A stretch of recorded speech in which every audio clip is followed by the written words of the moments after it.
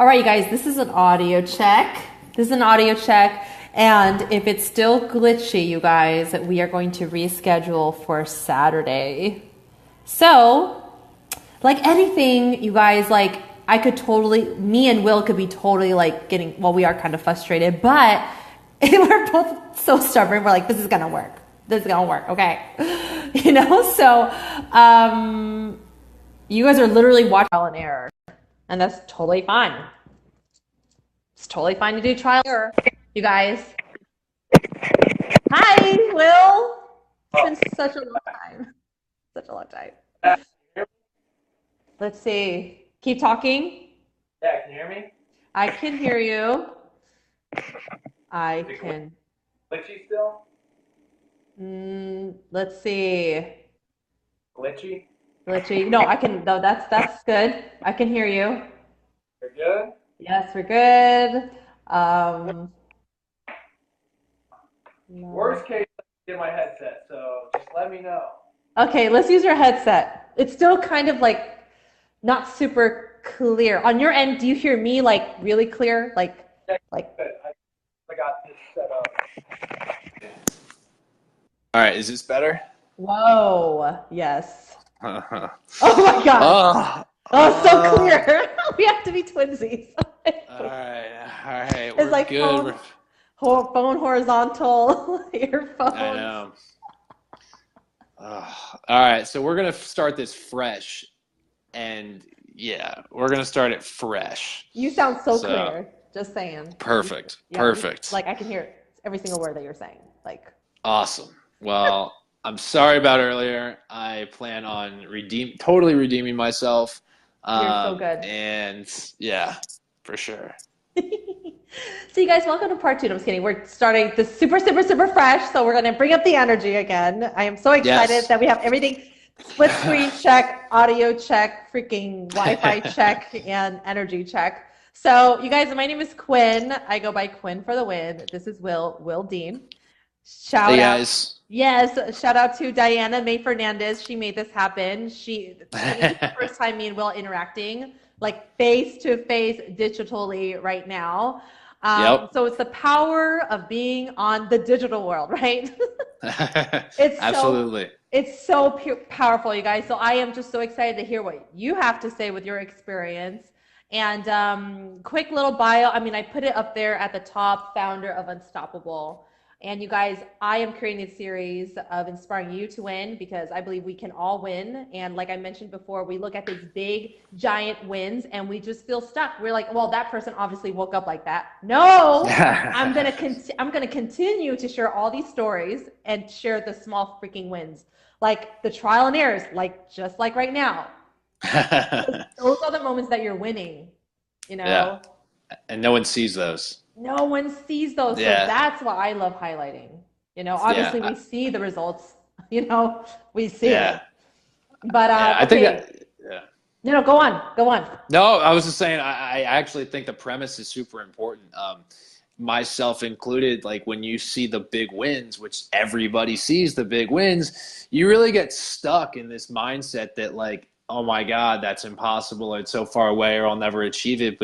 And it's so cliche, but what you don't see, you literally don't see, like the 95% of the hit the walls, the failures, the trial and error, the hard work. And I'm just happy that someone's actually taken the time to kind of like dive a little bit deeper in people's stories, because without actually seeing that, trying to be an entrepreneur or trying to do well in business or whatever it is you're trying to do in life is just, it's very gut wrenching, and you want to give up faster than you really should, because success could be right around the corner. So, you know, it's telling these stories is super important. Yes, so important. So that goes into, I just want to dive into it. What was the first experience where you had a really trying time and you were borderline like, you know what? Oh, wow. Maybe I should get a job. You know? We've all had like, maybe. And that's okay too. I know that some people, they start off with a job and they're like, okay, like how can I like work smarter? You know, like what's the next thing? Yes. So nothing wrong with having a job and doing your side hustle and finding a vehicle to get you out of that. For sure. First thing that comes to mind for you, first trying moment where you're just like, oh my gosh, like Yeah, well, I'll try to keep it short, and I want Yeah. to, because it's not like a moment, but what you're saying really Mm, resonates with me because I was always an entrepreneur. I always wanted to do my own thing, but the problem is when you don't know what you're doing or you don't know like how to execute. Back in the day, I would try to hire people to do stuff for me, and um, it was once I kept failing. I kept failing. I kept trying. I kept failing. Like trying was not the problem. Working my ass off wasn't the problem, but mm. what became the problem was having the confidence to keep going and or knowing I could succeed. And so this was way back after high school, college time, after college, right after college, and I finally like bit the bullet and I said, yes, I'm going to go work for somebody, but my goal when I work for this person or who I work for is to learn everything I can from them so that not only do I get their knowledge, but work my ass off so I know I can have the work ethic to do it on my own. But the overlying thing of that entire like process was getting the mental confidence to like give it another shot, right? Like you're Yeah. like, okay, I got the skill sets, I proved I can work hard, and now like I can actually do this because I know kind of a better path. And so, yeah, this is kind of answering your question, but that was like that. I worked for a company called Yext, and that was my whole premise there was to work my ass off and be the best, but learn the skill sets I needed, but most importantly, get the confidence to actually like go be able to do it again. So is there something that you do to gain confidence? Oh my gosh, because that's everything. Like to put yourself out there requires confidence or some sort of self-talk for you to like, because that's what I relate to. It's like we are so great For, at talking shit to ourselves, and it's like, yeah. is there what helps? What helps your confidence? Yeah, what Yeah, I mean, has I mean, helped it's your? this, it's the small wins, right? It's not just one thing, but it's the small wins. And so, when you're young, you can risk more. You can take more risks. And so, what I would say for any person that wants to be an entrepreneur is that if you work for somebody, you're leveraging your risk because you're getting paid and you don't really necessarily have to worry as much. Sure, there's commission-based salaries, there's all these things, but at the end of the day, you're probably going to get a paycheck, every 2 weeks or whatever the case may be. So with that being said, now's an opportunity to bust your ass and prove it to yourself that Mm, you can do it because it's a small amount of time, whether it's a year, 2 years, 5 years, that you're working for somebody or somebody else's goal or dream. If you can actually prove to yourself that you can be the best at what you do for them, that small win, that short amount of time that you've been doing that gives you enough confidence. So when you go and do something else, you always know, like, I can do this. I did that. And people are like, oh, I'm going to be an entrepreneur. I'm going to be an entrepreneur. But I'm telling you, like, try going like 10, 15 years of like constant walls. woo! Like Oh my gosh. you don't want that. You want a small time period of a win to actually say like, I can do this myself.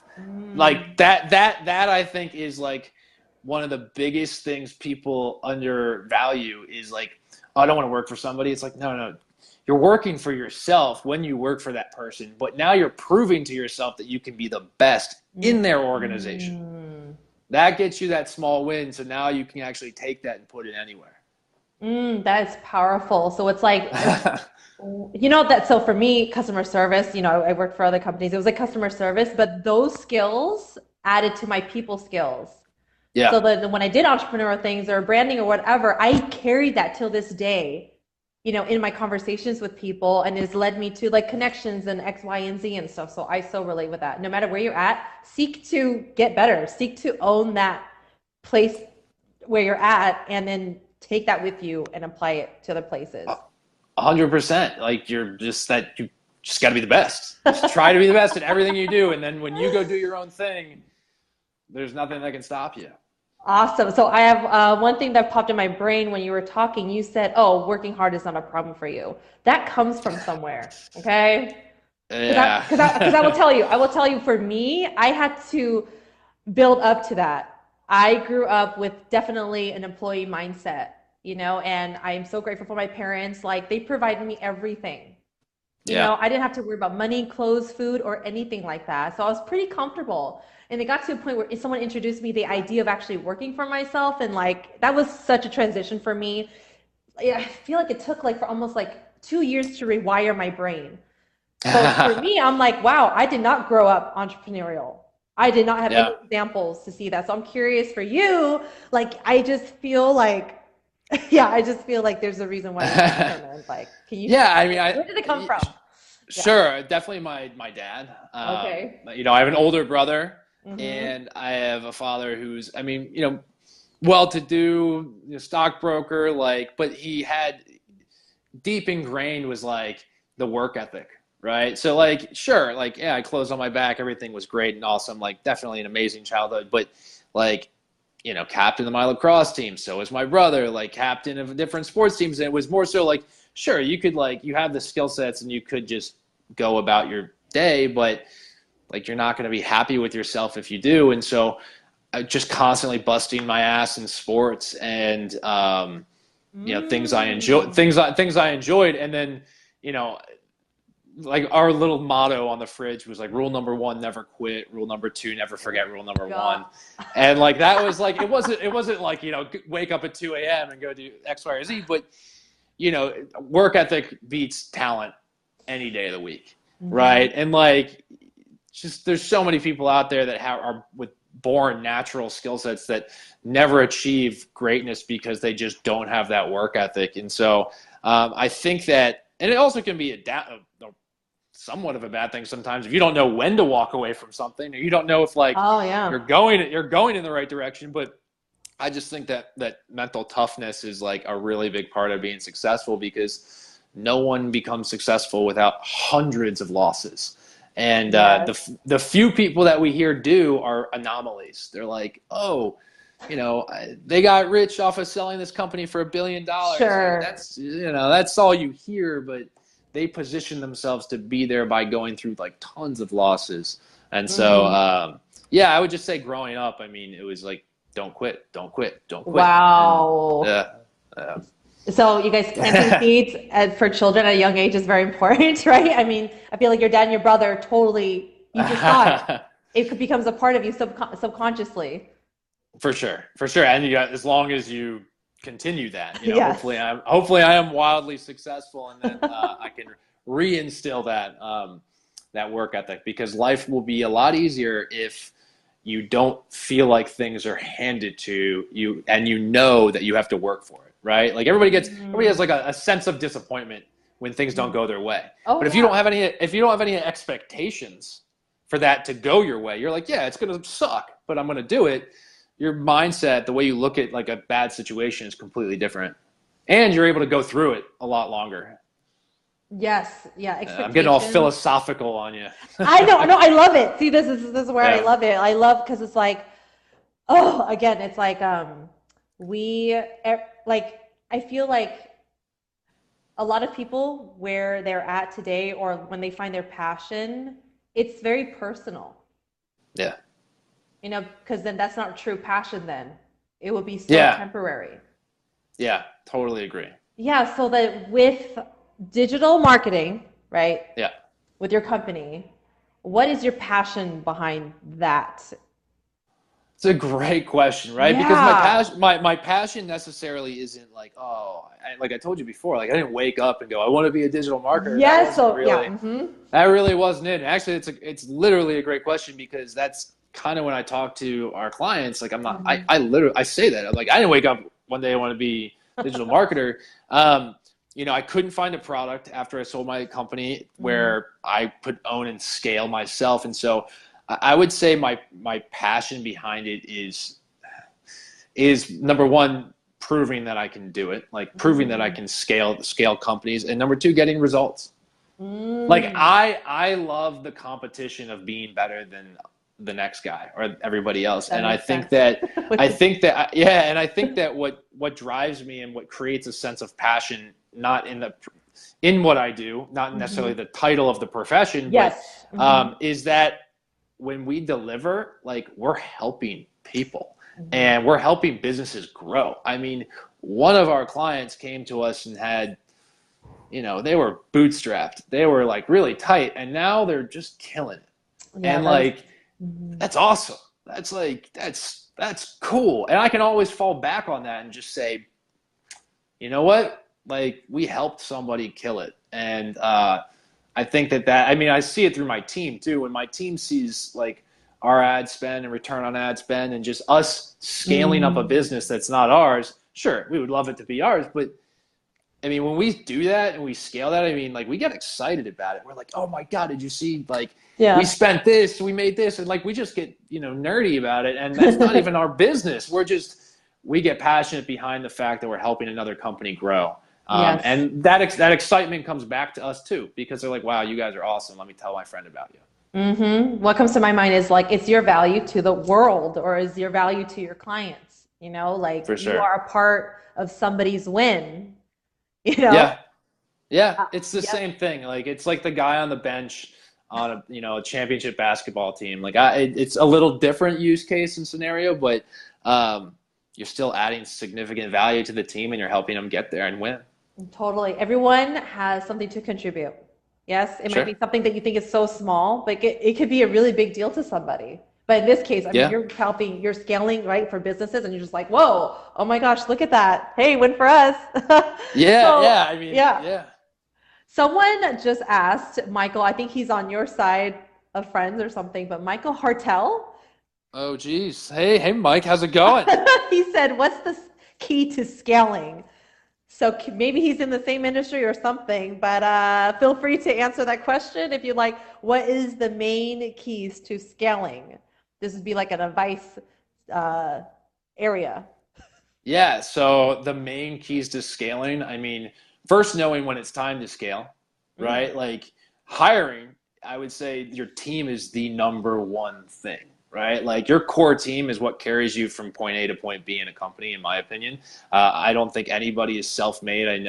Even Arnold at his commencement speech like a couple of years ago, he said, "I'm not a self-made man," and it's everybody around him that helped build him up. And so with a company, when is it the right time to scale? I would say when like your core team is super solid, your costs, you have a decent margin, a healthy margin, and you've set aside enough to run, let's call it a test, right? So Mm. let's say, depending on the business you're in, which I know Michael, I know his business, but like depending on the business you're in, you want to allocate a certain amount of your budget, and I wouldn't even say right away, like keep going, but save to go in, right? Like save 5, 10, 15, 20K, and then say like, how can we most effectively spend this? And one of the worst things is it does kind of suck because a lot of people don't have that money to spend.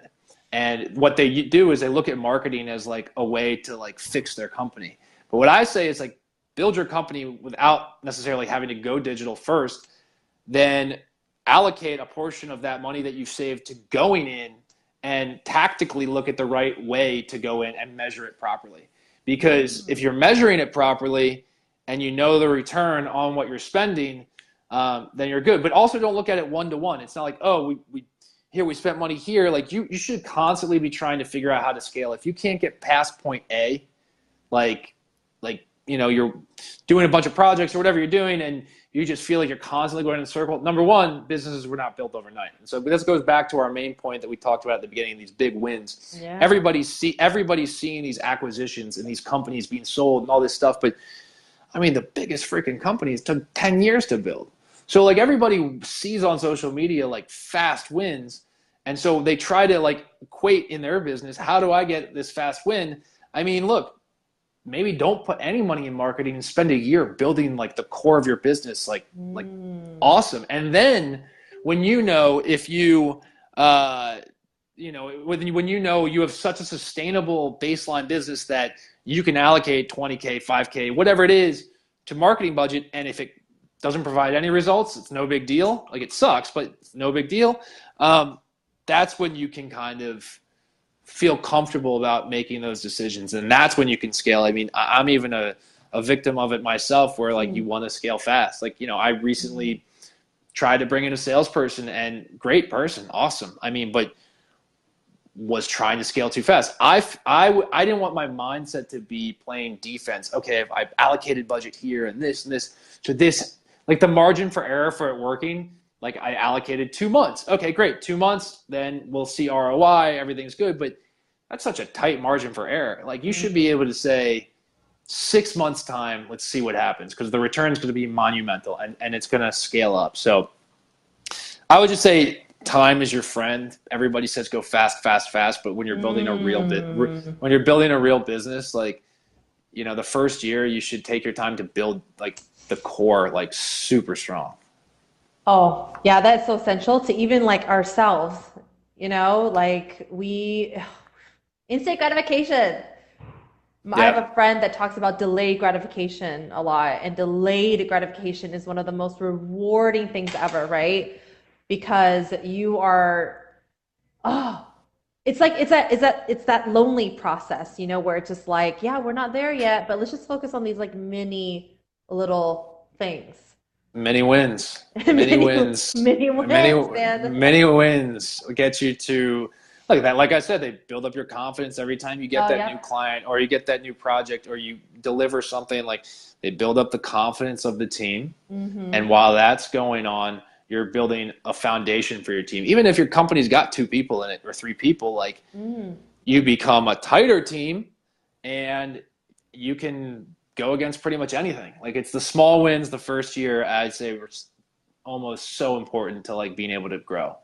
Yes, and be patient because, anyways, yeah, this was about. I have another question I want to ask. So I'm curious. Sure. You talked about how you're experiencing momentum.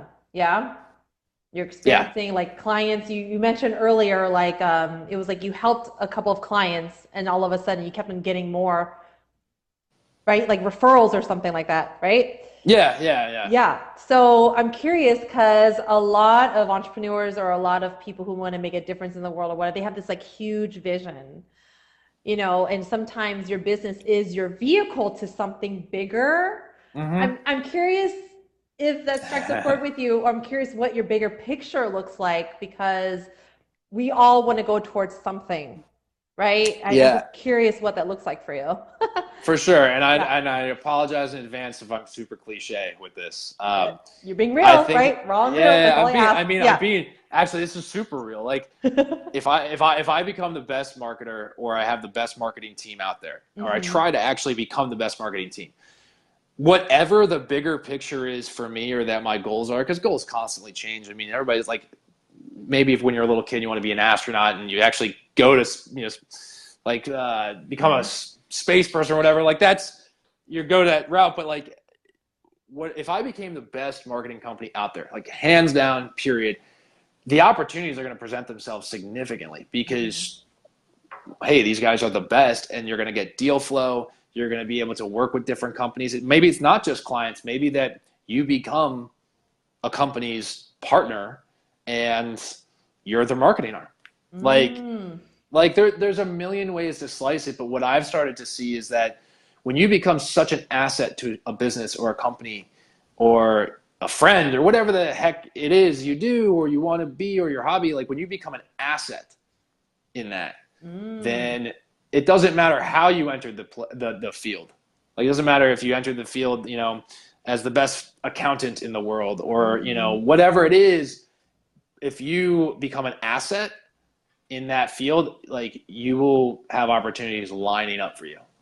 And Mm. that's I couldn't tell you like offhand like what the bigger picture for myself and the company is, but my goal is to become such an asset that people are just like whispering about us and waiting in line to figure out a way to work with us. And whatever that means, like, I'll take it in hand. But I definitely hope that when that does come to fruition, when things are coming out of the woodwork now, but Hmm. we have the team in place to handle it, and for sure. And it's not just about clients, right? There could be a million different other opportunities that present themselves. Yes.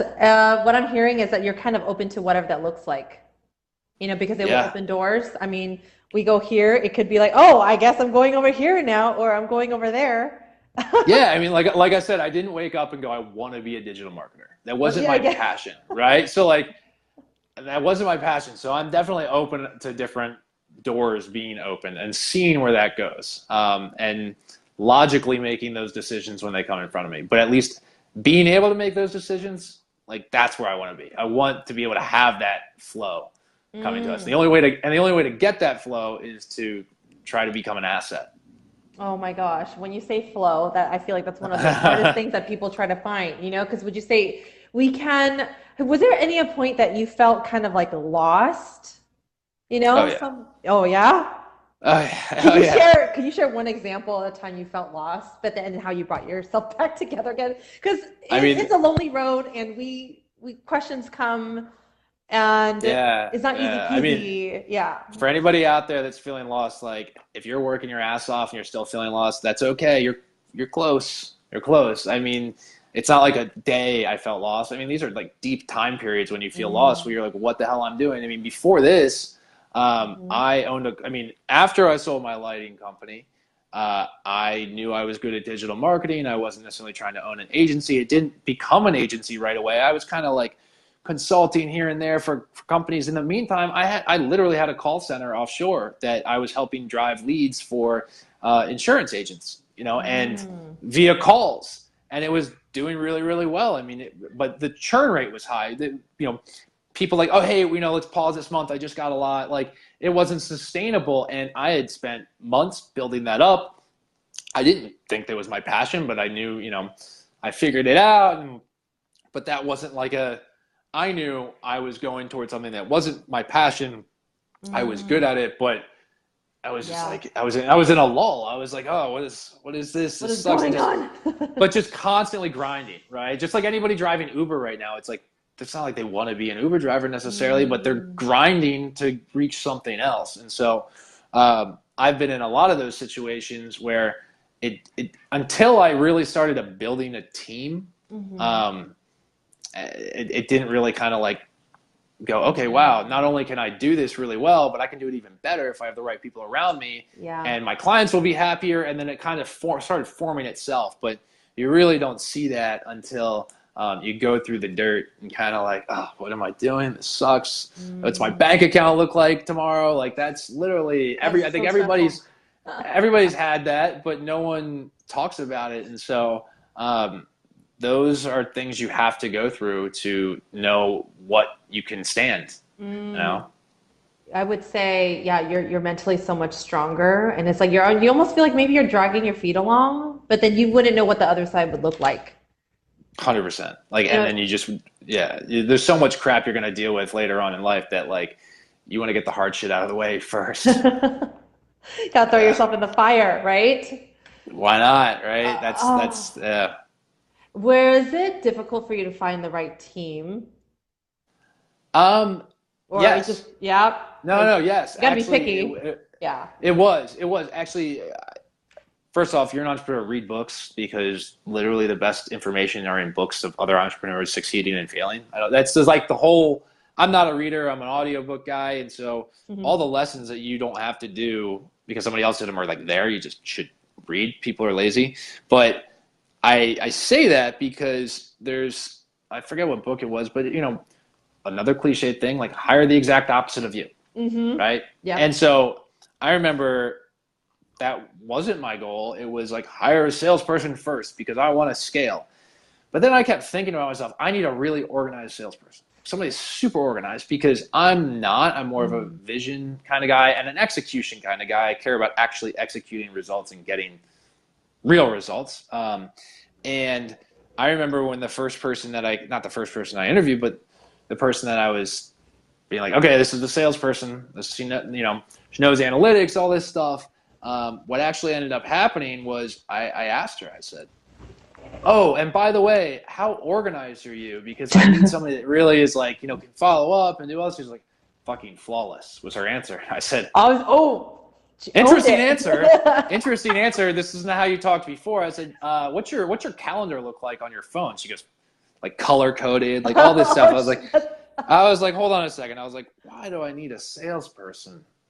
That's what I'm doing. That's all my clients are coming to is I need like an operations project manager so that I don't mm, drop the ball when an email is going back and forth with a client so that I actually have tasks in my Asana and Slack and that mm. somebody is like basically managing me, and so that was the best hire I've ever had. And it was hire opposite, honestly. Yeah, where Um, you're lacking, hire where you're yeah, lacking, and where you need help, you 100, know that you're not the best at. Yeah. 100%. If it was just two me's running around, I mean, it Uh-uh. would be, we'd have like 100 clients, 200, 300 clients, but they would be very short lived. I would just be like, yeah. Go Yeah, ahead. we There love and the gone. results. We love the results. Like you're killing it, but I can't reach you when like what's going on? Like we see the money coming in, but what's going on? Got Yeah. it. So like hire opposite first. Build Yes. that core team on. Try to find traits that you don't fill the gap, and just find somebody for And that. you'll be complete. You'll be like the solid team that has this machine running. System is Yes. everything. Oh, Yes. yes. And someone asked a question. It's a good one. It's kind of similar to what I was going to ask you. I was going to ask you, is there someone that you kind of see in your industry or line of work that you super relate to or look up to? But I'll revert back to Greg here. Greg says, what does the phrase boss mean to you, and who is a good example? What does the phrase "boss" mean to me? Yeah, or just boss. What does boss mean to you? I And what's a mean, good example? yeah, Who is, yeah. yeah. I mean, it depends on like what from where you're standing asking the question, right? Because like if you are working for a corporation or somebody, like obviously the boss is somebody who helps you succeed and manages you technically. But Mm-hmm. I think I don't know if the question was kind of like, what do you see like like the role of an actual boss? I think the boss is supposed to help you succeed. Like that's Mm, the number one thing. The boss yeah. doesn't know everything. They just know how to create a good team environment and culture and grow. Many bosses that I had before weren't better than me at what I did, but they were the boss because they were able to manage the entire group Mm, collectively and work with them. So that was one of the reasons. I mean, that would be my answer for that. mm-hmm. I'm trying to think more into the question. Maybe Yeah, and oh, they were saying who is a good example. I just got a message from that same person, so Oh, you. I know exactly what they're talking about. So Oh, I don't really? know. Okay. I don't Yeah, know. yeah, What's the phrase of yeah. boss me to, and what's How? a good example? Who is What's a good funny is, example? Yeah. um, yeah, he's asking me. I was his boss. Oh, So yeah, yeah, yep. My good old maybe he's saying you're the pals. example. No, I'm just kidding. Like Yeah, what, or what, yeah. okay, how about this? What are some qualities that you feel that are important when leading?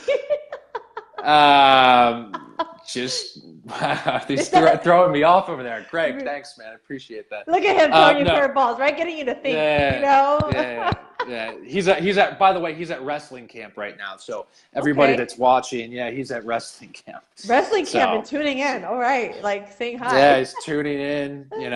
So I know everything, Greg. Um, Hey, we're so all no. human beings, okay? There's no right or wrong. Will was a great boss, by the way. Oh, look at that. Give you some props. But Yep. maybe to scale it down, like what qualities do you feel that really help someone overall, as far as like carrying on, leading a business, being a boss, being a leader? What Yeah, I qualities mean, do you just feel I that's would. important? Yeah. For sure. I mean, the first thing is knowing you don't know everything, Oh, right? Like yeah, like yeah. I can't tell you how many people walk around and say like, oh yeah, this is the exact answer. I shit you not. Like I walk into my meetings and my companies, I'm like, what do you think about this? Mm, Right? Like I'm very very transparent in what mm, I'm really really good at, what I think that I can own, and then what I can't, and where the gray line is. Like just throw it on a whiteboard. Let's talk about it, right? mm. Because no one likes to be told, I know what I'm doing, you don't. Like, just you're a freaking team. Like, keep reiterating and just telling somebody to do something or trying to be their boss. You're not gonna like get those short wins. You're definitely not gonna do it right.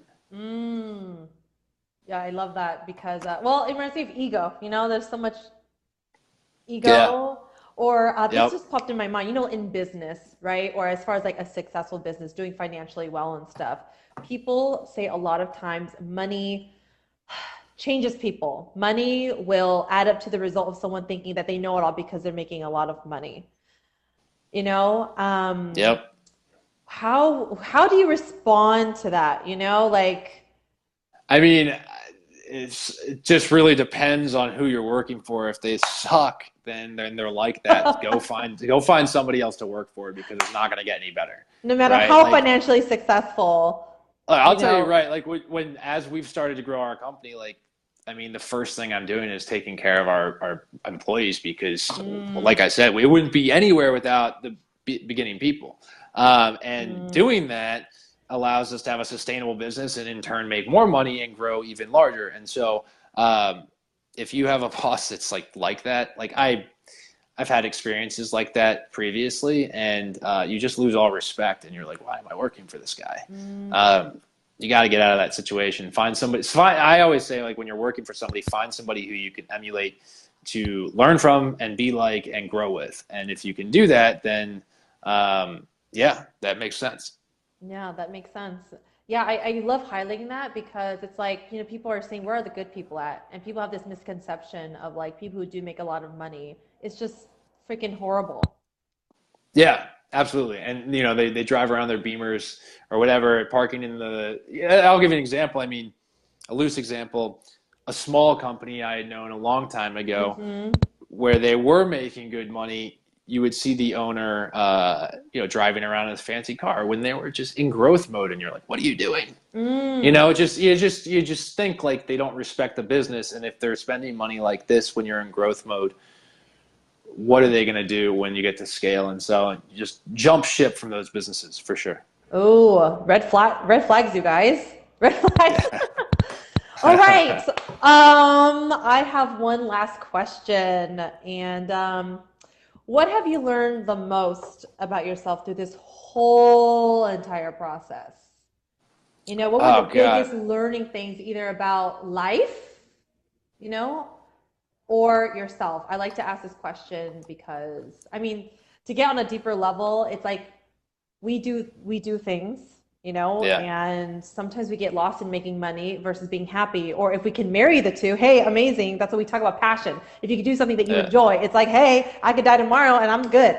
You Yeah. know what I'm saying? And I But think. yeah, mm-hmm. Yeah, and I think passion is hard because everybody talks about, oh, find something you're So passionate about. It's fast. like Yeah, really hard. It's really yeah, hard to find something you're passionate about. I mean, there's very few people that go out there and just like, I'm so passionate about this. It's going to be my life, and guess what? I'm making money from it. So there's like very few people that get that that merges right away. And so I yeah. would say that being persistent is the most important thing I've learned, because you're going to hit so many roadblocks and you're going to fail so many times that if you can't actually just keep Mm-hmm. going, then you'll never be able to find something you're passionate in that also helps you make money. And so, there's a lot of lessons I've learned along the way, and I'm Mm-hmm. sure I'll still learn a lot as I Yeah. go, as my team goes. But if you don't just consistently keep at it, and like constant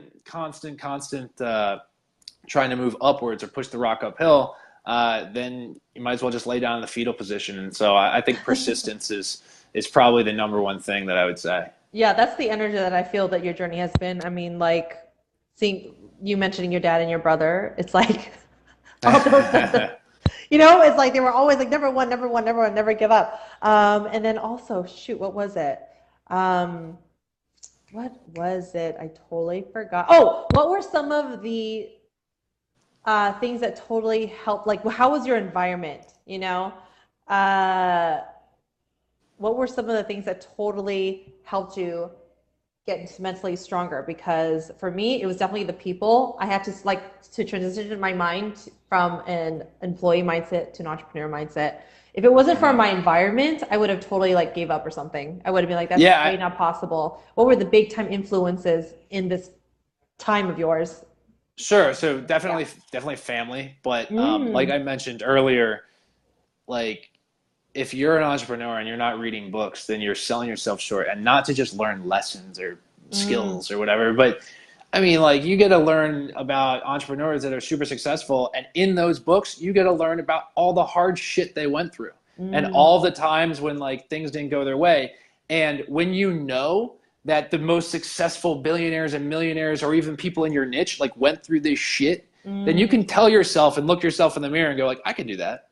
This guy did it. I can do that. That's And true. you're really associating yourself with somebody that's been there, because at the beginning, like you see all these people that have these big wins, and then you see that you're like, oh well, they're a billionaire. Well, you don't really evaluate them the right way, and you don't really put yourself in the right frame of mind unless you know they've gone through shit too. So if you start reading about other people's success stories and seeing all the trials and tribulations they had, I promise you mentally you will be so prepared to go on an entrepreneurial journey, because you know that all these people that you respect and want to be like, they went through that shit too, and you can do it because they did Mm. it. And it's just, I would say it's a very important part of the journey. No, that I relate that so much because when I hear people failing, I'm just like, oh, okay. You know, it reminds you, okay, like it's going to be okay. Just kept on trying. They kept on being persistent, you know, like you said. And the more Yep. stories that I heard personally, and I'm sure with you too, the more stories that you've heard, you're just like, okay, I'm not in this alone. Exactly. And that's literally half the battle. If you know you're not in alone, the depression doesn't kick in, Uh, you don't start kicking the tires. You know that everybody's going through it or been through it, and you're like, I got everybody doing it with me. It's cool. You know? mm-hmm. Yeah, because it's the most loneliest journey. Like no one's gonna keep you accountable but yourself. For sure. You Totally. know, but now you're seeing things grow and it's just kind of yeah, it's delayed gratification. Yep. To me, it's like Exactly. all delayed. Everything that you want over here, it's like, yeah, it's okay. You know what I mean? Yep. Yep. Oh, okay. So to wrap this up, for people in your field, you know, I feel like you've given so many tips. Yeah. But is there anything, Tried. any last things that you really want to say to help people in your field that's literally like they're struggling. They're struggling in this marketing field or the entrepreneur field. Like, is there anything else that you would like to say to those people right now? It's just like, Sure. I'll give you an example to answer the okay, question. okay. So my dad always told me he would never invest in a stock that was in debt. And the reason he would never do that, even if it traded publicly and was worth billions of dollars, is because the mindset of the person that owned the company wasn't thinking on the offensive. They were constantly thinking on the defense, Mm, right? So he wouldn't put money into that kind of stock because the person that's running the company doesn't have the right frame of mind to like move the right pieces to win. And so when you're in this journey, the entrepreneurial journey, and you're trying to be successful, what that relates to is like back to what I said about building up to go on the offense and grow. Like if you know that the steps are to get more clients or to build a great team, position yourself, whether that's through side hustling, Uber, whatever it is, position yourself so that you can take a calculated risk and not have to worry about every decision you make, right? Because if you have $1,000 in your bank account, you're like, oh my god, I just need to get this last part of this app done. Like it's just you're not going to build the app right. Like you're not going to do things right. And so I would say, you know, position yourself financially so that you can actually take a real risk to go on the offensive. And if you have to side hustle to get there, do it. Don't try to do little risks or little things at a time to get ahead. oh my gosh, that was like the best. I so relate to that. I'll just share like one little small slice Yeah, of my please. journey. Let's see. I had a job. It was at a hotel, and then I it didn't work out. So I didn't have a job for like the longest time, and I was doing like entrepreneurial stuff. And some people told me at that time, "Oh, you've all the time to concentrate on your business now," and yada yada yada. And then I don't know how many months, and and there was times where I attempted, you know what, I do kind of need something to like sustain me over Yep. here, and it never lasted. And then it wasn't until like later on, another mentor came into my life. He was like, "Oh no, you need a job, you know, because Yep. now you're bringing this energy of scarcity and like this need of a client into your business, and they feel that." They feel that They 100%. feel that because like you need the client, you want survival mode versus knowing that you have something going on here. So when you're doing it in a place where it's like, oh yeah, this there's not that energy surrounding that, right? So what you said, I Exactly love it. what exact 100%. Like that hits the Yeah. nail on the head, right? It's all about how you're presenting yourself, and if you're in that survival mode, you're not going to get anything done. Yeah, and like you're facing, I mean, can you imagine the stress of like you're literally depending on your business to thrive with no financial backings right now, even if it's like a side hustle. I mean, that how are you going to appear that confidence? See, it just, oh yeah, Yeah, totally. totally. That was like the That's best, awesome. best advice ever. I was like, I can relate with that because I did both sides. I was like, oh yeah, I have all the time now. Let me just concentrate on my business. But then it just felt weird. I was like, okay, like I have no financial backings right now, you know. And Yeah, it my parents sucks. were supporting me. My parents were supporting me, you know, and it didn't Which is feel. even worse. It Yes. sucks to have that going on. Yeah, Oh my totally. God. And side note, I Yeah. was like the oldest of my siblings, you know, so that didn't, anyways, that's like another, but totally. I want to thank you so much for your time. And we were stubborn. We were like, we were persistent. We Look at did it. that. We were persistent and we got the audio on, everything. So I just want to thank you for your time. Absolutely. I appreciate it. I want to thank Diana for connecting us.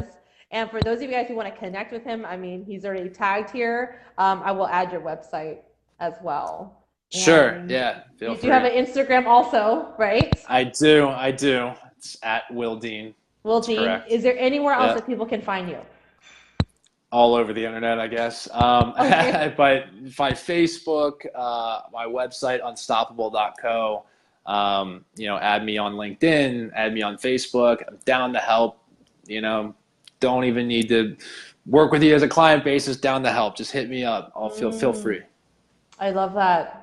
All right, you guys. Thank you so much for your time. This was amazing. You gave so much value, and I know it gave value to someone else out there. I'm actually going to share this with my friend that's literally Awesome. in the same realm, and he looks up to he looks up to Gary Vaynerchuk. Like he's that. So that entrepreneur. The entrepreneur. Yes.